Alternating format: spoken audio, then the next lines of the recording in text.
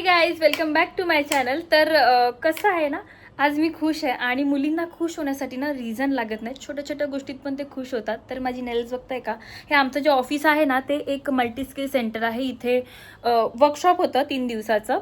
आजचा लास्ट दिवस होता आणि मला अजिबात ध्यानी नव्हतं की आपण असलं हे नेल्स वगैरे असं काही करू. मी कधी केलं पण नाही. तर हे आज झालं नेल एक्सटेन्शन. आणि त्याच्यानंतर दीपालीने ना मला हा छान असा कॉर्सेट दिला. मी तुम्हाला दाखवते. तिला कॉलरचं आवडत नाही. तिला ही गिफ्ट आलं होतं कोणाचं तरी, त्या फ्रेंडने दिलेलं.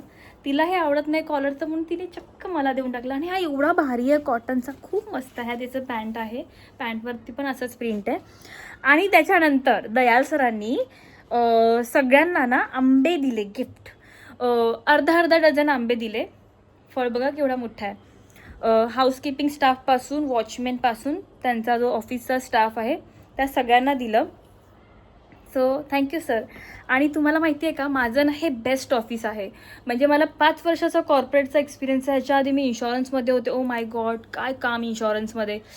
श्वास घ्यायला वेळ नसायचा, एवढं काम. घरी येऊन पण लेट नाईट वर्क, सकाळी उठून लवकर लवकर पळायचं. खूप काम केलं. Worst experience. आणि त्या मुकाबले हे जे ऑफिस मला मिळालं आहे ना, मी देवाचीच कृपा म्हणते, माताजींची कृपा माझ्यावरती.